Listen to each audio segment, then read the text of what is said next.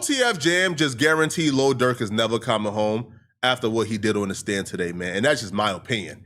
I don't think we truly understand what we're witnessing. This man is the greatest rat in hip-hop history. We've never seen a colder rat.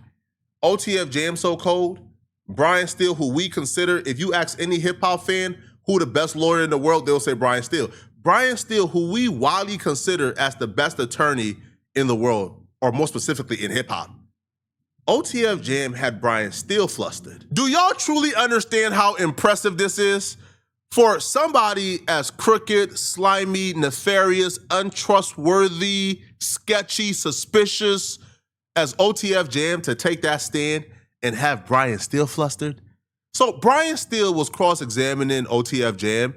Now, based on what we saw from Brian Steele, we expected Brian Steele to easily cook OTF Jam, have him flustered, have him on his back foot. But apparently that was not the case. Brian Steele ain't get the slam dunks that we expected. So he ain't do an excellent job at completely discrediting OTF Jam in front of the jury. And that is going to backfire on Lil Durk. Trapler Ross reported insane back and forth between Brian Steele and OTF Jam. Brian had good moments cooking him. OTF Jam had moments he cooked Brian Steele back and had him flustered. Insane. This is the worst possible option for Lil Durk. Because what you have here is you have OTF Jam, who was one of the shooters. You got OTF Vonnie, who was the alleged mastermind. Those are going to be the two most damning testimonies and witnesses against Lil Durk. There's 30 witnesses, but those two specifically are the most damning. Brian Steele and Lil Durk attorneys got one job during this trial. The feds don't got no physical evidence on Lil Durk. They only got the words of OTF Jam and OTF Vonnie. They got one job, to discredit OTF Jam and OTF Vonnie. And if you don't discredit them, now the jury gotta hear what OTF Jam is saying and consider it. And do you really want the jury to consider this from OTF Jam? I might have heard one of the damnest things in this whole trial today when OTF Jam was actually on the stand. He said that there was basically all these frantic phone calls made when they got Quando Rondo's location to a bunch of hitters in Chicago trying to get them on a job. It was Didi and Booney Mo. Apparently Booney Mo was specifically the person that called him and basically asked him about being involved, but he had Lil Durk on a FaceTime call on another phone on speaker. So Jam knew that Durk was there and that he was privy to this call. He overheard Booney Mo saying, "Blood, you there?" on the other line. And then basically, apparently, all right, he didn't have any info about what the hit was going to be. So Jam tried to call Lil Durk directly 2 times. Durk didn't answer. And then Booney called him back and said, "Hey, Durk doesn't want no one calling his phone that's coming out to LA. He didn't want no contact with anyone that's flying out to LA. So Jam said like he knew something crazy was going on, but he didn't actually know what the details were. He ends up getting flown out to LA. And this absolutely blew my mind. He ends up getting flown out to San Diego, driven to LA. They're in this like Sprinter bus, okay? They stop off at a Hooters in San Diego and they basically get told on a FaceTime by Duty Low they got Quando Rondo's location, and the whole reason they've been flown out there is to kill him. They're going to trick him and say that somebody's going to come and deliver him some weed at his hotel, and they're going to kill him outside his hotel. But what was crazy is after that, okay, Didi got on FaceTime apparently with Lil Durk in the Sprinter bus and apparently showed Lil Durk the hitters on FaceTime.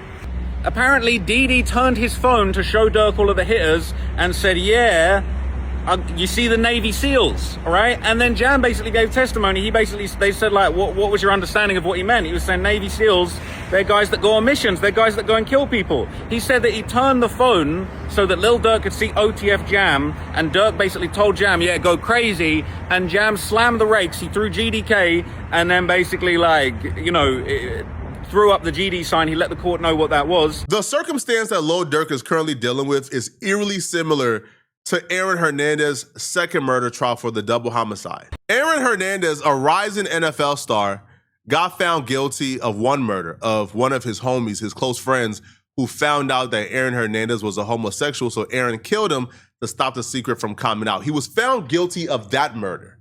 But apparently he already killed 2 people before he killed his friend. Those murders was just a secret. The murder actually got discovered when they were investigating the murder of his friend, because they found a vehicle like at his home, like that he was hiding, that was actually connected to a double homicide. Now, this friend of his, Bradley, was with Aaron the night that he killed 2 people. They were at the club chilling. he got into an altercation with two dudes. The dudes left. They were driving home. Aaron Hernandez pulled up on the side of him and shot through his car and ended up killing two people.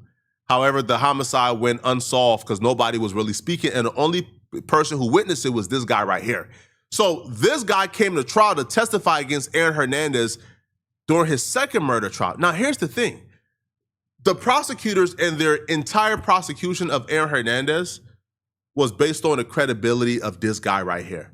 Now, the reason why he was incentivized to testify against Aaron Hernandez was because a year later, after he killed two people in 2013, Aaron actually shot this dude in his face because Aaron felt paranoid that this guy was gonna like rat him out or dime on him, right? Because they had some type of altercation or argument at a nightclub, and Aaron just felt like their relationship was getting too volatile and this dude will ultimately snitch on him. So Aaron shot him and tried to kill him, but he survived. Now, he was in prison for something completely unrelated when Aaron went on trial for this homicide. So this dude came to trial and his job was to convince the jury that he's credible. Aaron Hernandez's attorneys did a brilliant job at discrediting this dude, making him sound bitter, making him sound like a liar, completely discrediting him. And even though Aaron Hernandez possibly killed those two people, he was found not guilty. He was already a convicted murderer, went on trial for killing two people, and got found not guilty because the eyewitness was not credible.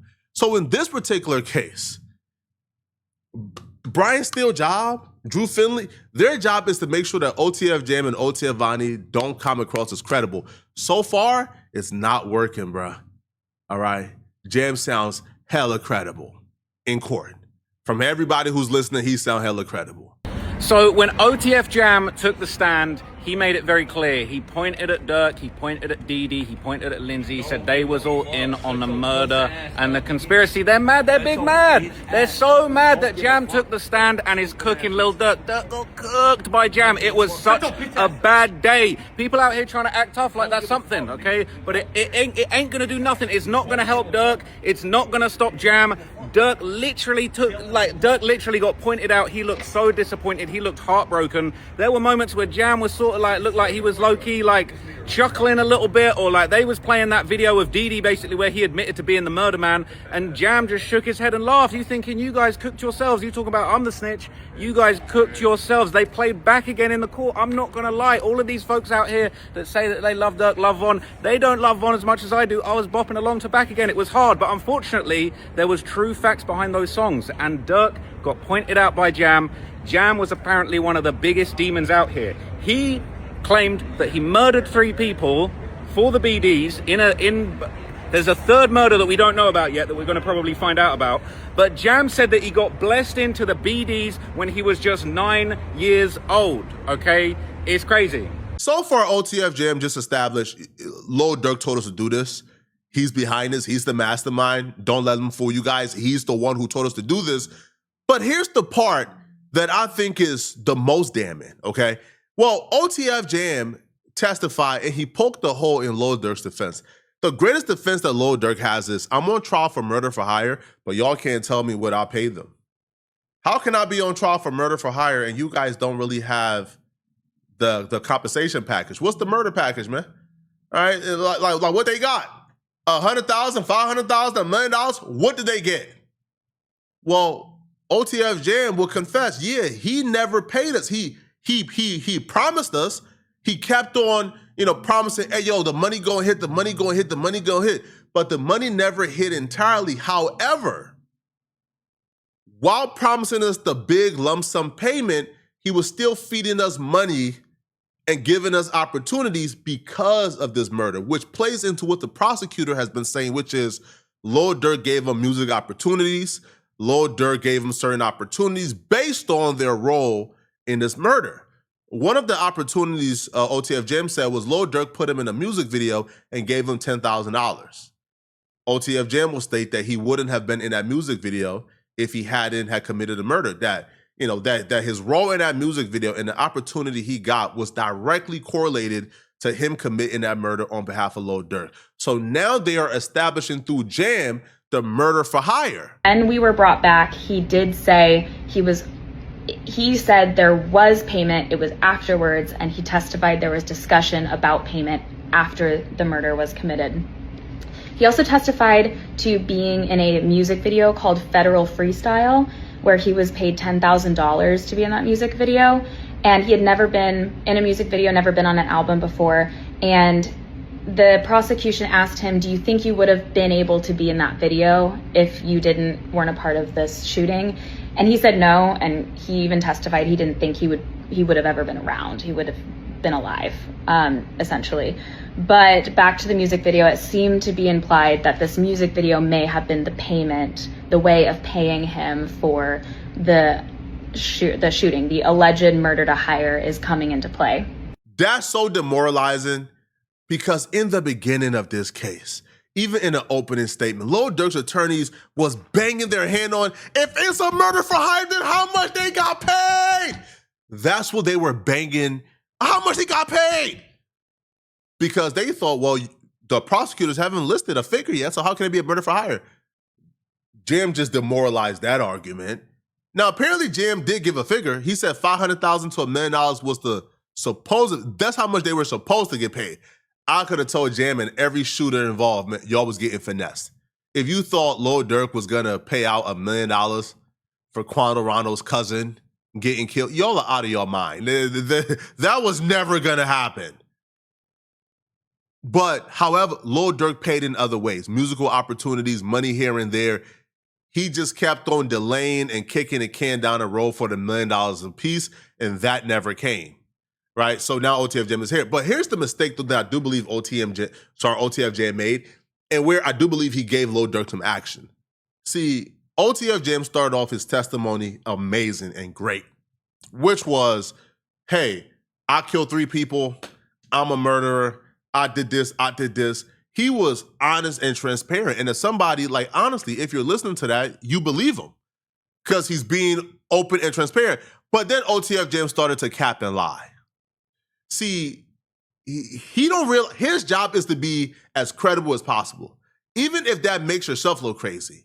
See, OTF Jam began to cap and lie. We all knew Jam's motivation was the money. We knew Jam motivation was the money, and Jam is turning on Lil Durk because Jam don't want to go to jail for a long time. That's it, that's all. Jam decided to deviate from that. He decided he was gonna try to lie to make himself look good. Now, all of a sudden, Jam, the career killer, the career murderer, he took the stand and says he's currently testifying against Lil Durk because he feels guilty about killing Lil Pop. He feels like Lil Pop was innocent. And I think the jury got a great BS meter. They can smell BS. You are a convicted killer, bro. You are a serial murderer, bro. You qualify as a serial killer by definition. You aren't here testifying because you feel bad about Lil Pop dying. So because he chose to BS, he gave Brian Steele some wiggle room to make him look crazy and poke holes in his credibility. OTF Jam testified that he snitched because he wanted to get it off his chest because it was weighing on him. Said he felt Lil Pop was innocent and Durk was selfish to send him on the hit with people he didn't know. Specifically said Vonnie was a goofy and he was mad to be involved with him. A jury can spot out this is BS. A jury can spot out that a convicted killer isn't like all of a sudden guilty or feels guilty over somebody losing their life. No, clearly you're doing this for money. And because you're telling this lie, it now takes away from your credibility. I think this was bad. Okay, this was terrible. Now, we learned that OTF Jam, by the way, he wrote a letter to the FBI the moment he got arrested saying he knows about murders and he's ready to tell. Bro, this man is, this is one of the greatest rats we've ever seen in hip hop history. This is crazy. This is like a movie. There's gonna be a movie written about this at some point. All right, so OTF Jam also says that the Lil Pop hit was Durk's being selfish. It was Durk's selfish BS. He will say, I didn't know Von. I was mad at Durk for putting me in that situation. So again, him not knowing King Von also plays into Lil Durk sent me on his hit. This was clearly murder for hire because what other motivations would I have for going on this drill and sliding on Quando Rondo and Lil Pop? I didn't know King Von. Why would I want to avenge King Von's death? So that also plays into the murder for hire. Now, this is where Brian Steele and OTF Jam began going back and forth. Here is the cross-examination. Again, I don't think the cross-examination was hard enough, to be honest. So Brian Steele starts going hard at OTF Jam. He played a recording of OTF Jam being interviewed, saying he was never told by Durk there was a bounty on Quando and Tim. Now, he asks why he lied, and OTF Jam says there's more to it than that. Steele clapped back, there's always more to it with you. That's a good look for Brian Steele. I feel like Brian Steele won that back and forth. Brian Steele called OTF Jam in multiple lies. He changed his testimony to say it was Didi who said go crazy when Durk put him on FaceTime with the hitters on a sprinter to LA. Similarly, now he claims that Lil Durk said nothing. He just slammed the rakes and nothing said. It would make no sense for like OTF Jam to be engaged in this back and forth with Lil Durk and saying nothing. Now, Brian Steele will also drop a bomb on OTF Jam. Brian Steele said, how come you acted blindsided by Booney Mo calling you saying you're going to LA when you tried to call him twice before? So OTF Jam is claiming that he didn't even know how to book a flight. He had no idea why they were going to LA. He had no idea they were going to LA. He just told, hey, we're going to LA, and he hopped out and went, which I also think it's a strange lie for OTF Jam to tell, because obviously you went to LA because you knew what the mission was. But he's saying, I was completely oblivious. I found out when I got to LA, and by that time it was too late. Come on, bro. All right. So Brian Steele apparently shocked the court. He revealed that other random people had DM OTF Jam with Quando's address long before the LA trip. I don't think that was like the slammer that Brian Steele thought it was, because from my perspective, if other people is DMing OTF Jam Quando address in the last couple of years leading up to them murdering Quando cousin or the LA trip, then wouldn't OTF Jam not taking it upon himself to go ahead and slide for King Von or to follow up on those leads? Wouldn't that mean that he had no intentions on murdering Quando or his cousin, or really engaging with like Quando, and the only reason he really did this was because he was getting paid? Because if he got Quando's drop in location and address in the past from random people and he never acted on it, then clearly there's a reason why he acted on it in LA. So I don't think that was like the slam that Brian Steele thought it was. Now, wild moment when Brian Steele questioned OTF Jam on killing Pop. Jam said if he didn't do it, he would be killed. Brian Steele says, why is your life more than someone else's? This was objected to. Then Brian Steele asked why OTF Jam ran to the car after the hit. Jam said, obviously, I wouldn't just stand there. No one would. Brian Steele said, most people wouldn't kill someone. Said, this is what you do, Mr. Minister. You're different. Again, this is where I say, yo, OTF Jam is like cold as ice, like the coldest rap we've ever seen. OTF Jam smiled after Brian Steele said that. He pointed at OTF Didi and said, oh, I'm different for sure. And Didi a minister too. Man, bruh. Again, I just don't think that Brian Steele did enough, man. It's not looking good for Durk, bruh. Y'all let me know in the comment section, what do you guys think, man? All right, y'all think that Lil Durk stands a chance? Let me know, okay? If you're still watching this video and you want to watch another good video, click on this video somewhere on my screen, somewhere here, or here, or here, somewhere on my screen, to find out why exactly this white man is claiming that he knows exactly how Nolan Walls was killed, and he breaks down and exposes how he believes Nolan Walls was killed by his friends. I'm going to see you guys in this Nolan Walls video. I'm out of here, folks. Peace.